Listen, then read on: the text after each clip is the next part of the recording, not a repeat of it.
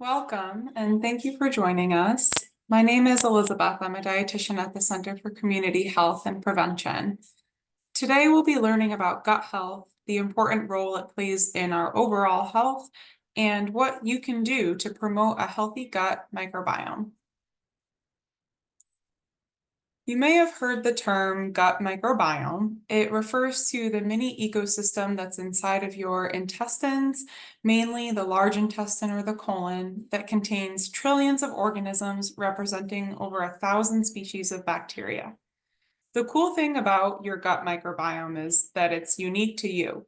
It starts forming right at birth, and throughout our life, it's influenced by different environmental factors that introduce new microbes. And everybody's experience with their microbiome will be different over the course of your life, depending on your environment. Some of these environmental exposures can contribute to beneficial bacteria, while others can harm and diminish the good bacteria. Also, beneficial microbes can help to mitigate those harmful ones. So there is a relationship between them. Some of these environmental exposures include diet. So different organisms like different foods to flourish and produce byproducts that help to line our gut and make it a more hospitable place. Some of the exposures that are not so great for us include chemicals and toxins like alcohol, tobacco smoke, pollutants, and being on long-term antibiotics. Another environmental factor that can contribute to our gut microbiome is the diversity of the microbes that are in our gut, which is influenced by what we kind of put into our body. So this diversity is needed for competition and relationships in the gut. We're more vulnerable without this diversity in our gut. And lastly, motility, how fast or slow our gut is moving, emptying and recycling. This can also affect our gut microbiome. It makes a difference how long some of these microbes are staying in our gut, whether it's too long and they would cause an overgrowth, or they're passing through too quickly to have any beneficial effect. So why do we care about our gut microbiome? Well, the health of your gut or how well it's functioning can have an impact on so many other areas of your health. The gut microbiome plays a role in your digestive system, your immune system, your nervous system, and your endocrine system.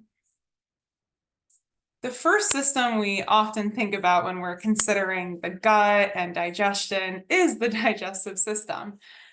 So we do digesting in many different places in our body, and it does start way before it gets to the gut.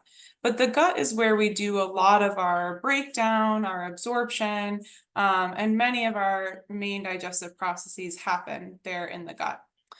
Specifically, gut microbes aid in the breakdown of our complex carbohydrate foods and our foods that are higher in dietary fiber.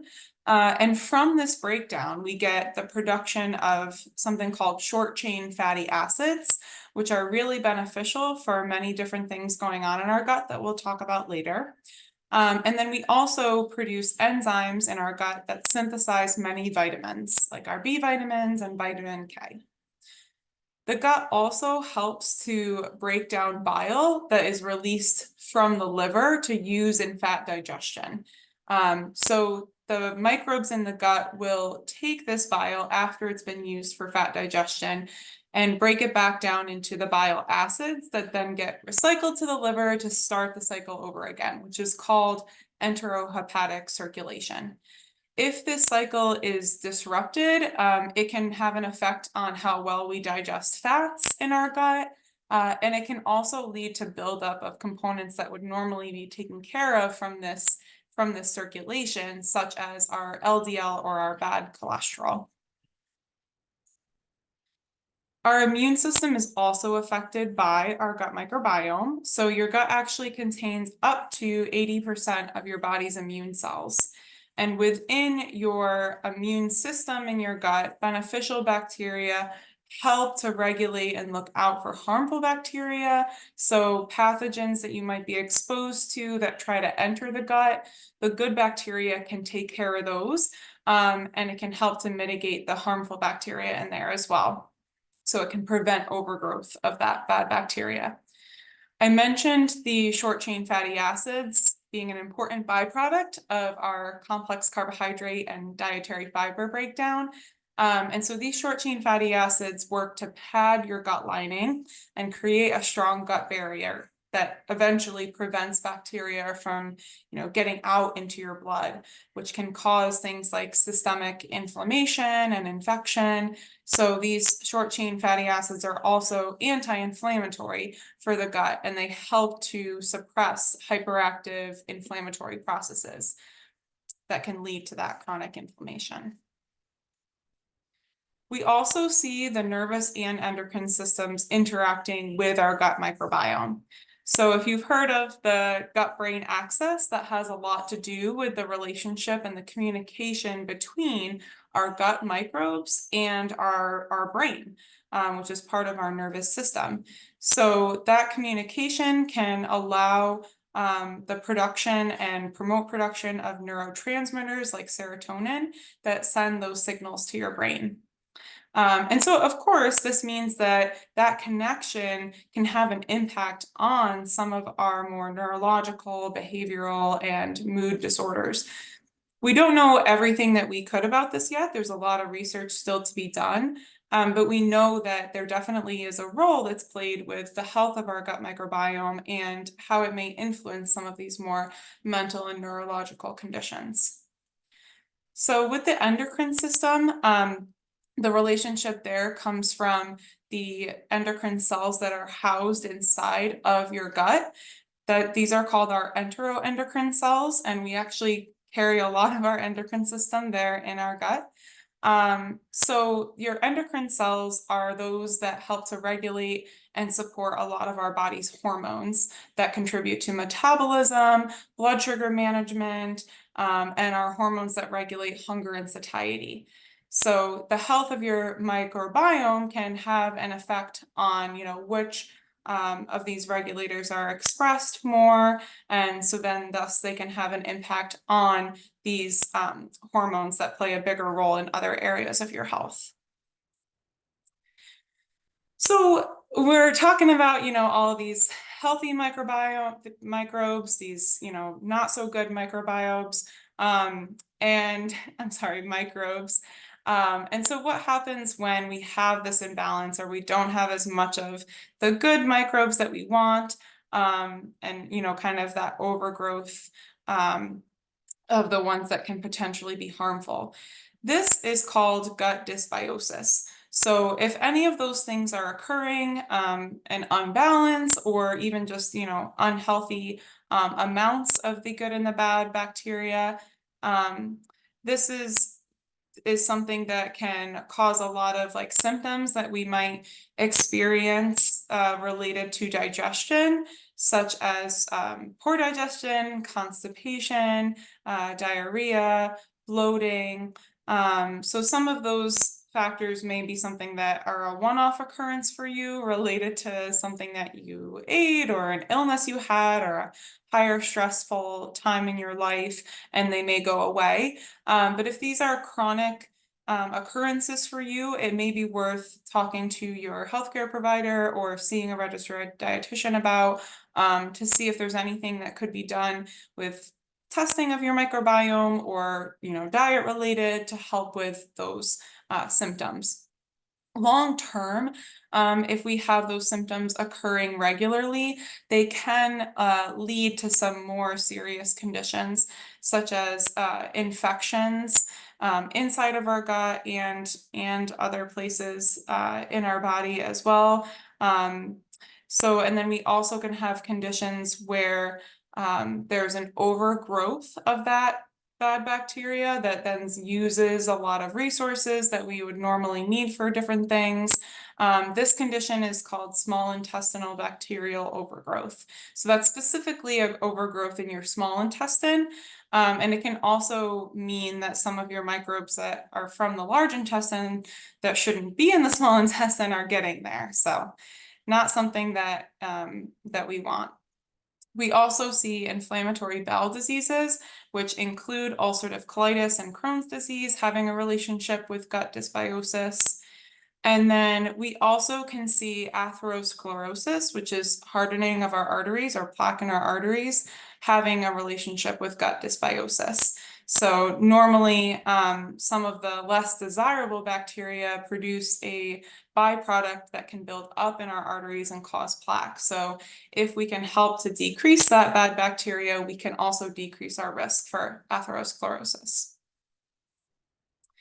So what can you do overall? I've been mentioning a few, of those more serious conditions, and I do want to note that depending on, what your symptoms are, the cause of your gut issues, interventions that come from a dietitian or your doctor may look different for you than somebody else. So just keep that in mind. But in general, if we want to support a healthy gut microbiome, that really means focusing on variety in our diets, specifically variety of those complex carbohydrates and fibrous foods that really help to feed our gut with the good bacteria that it wants. So this looks like a variety of fruits, vegetables, whole grains, nuts and seeds.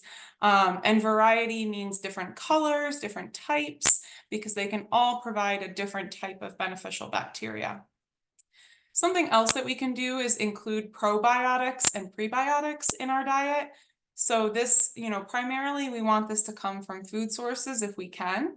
Probiotics are going to be providing a lot of that good gut bacteria, and prebiotics are foods that can help to feed that good gut bacteria. So if you aren't already including some of these foods in your diet, consider trying out things like yogurt, kefir, which is a yogurt drink, things like kimchi and sauerkraut, pickles or other pickled foods, and things like tempeh. So those will contain probiotics naturally.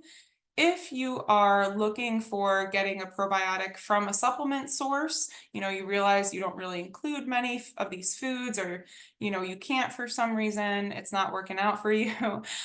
We can get probiotics from supplements as well. Definitely talk with your doctor or your healthcare provider about what probiotic is best for you. In general, we want one that contains at least 1 billion colony forming units. And some common strands of probiotics to look for are lactobacillus and bifidobacterium.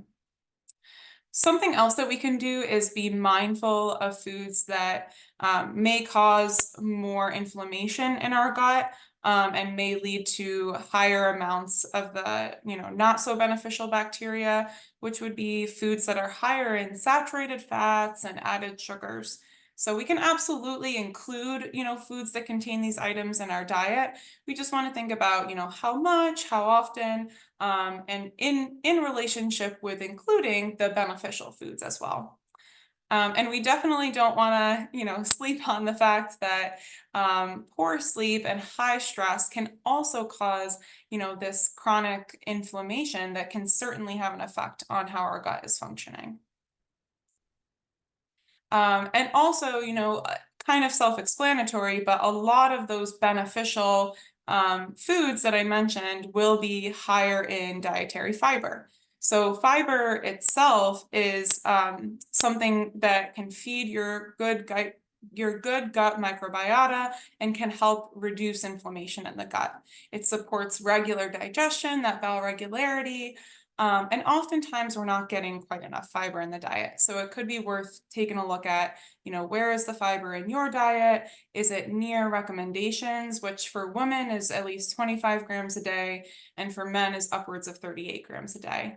If you're looking to increase fiber in your diet, we always recommend doing so gradually. You don't want to go from essentially no fiber all of a sudden to 25 grams a day. Your gut takes time to kind of get used to that, and you can be more gentle with it if you increase at a slow rate.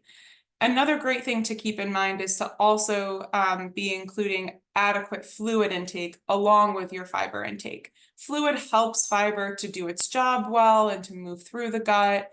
And being well hydrated is never a bad idea.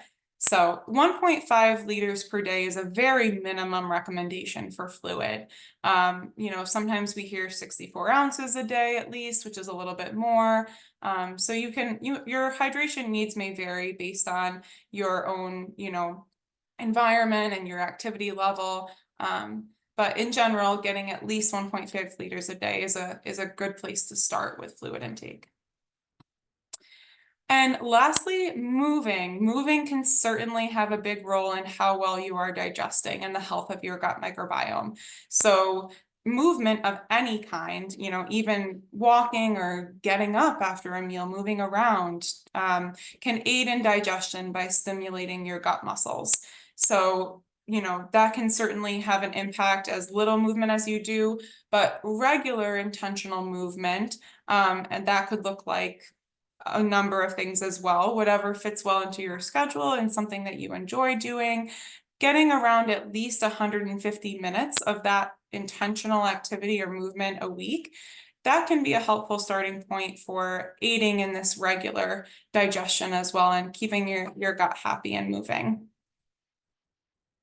Thank you so much for joining us today. I hope you enjoyed learning about the gut microbiome and the important role that it plays in our overall health.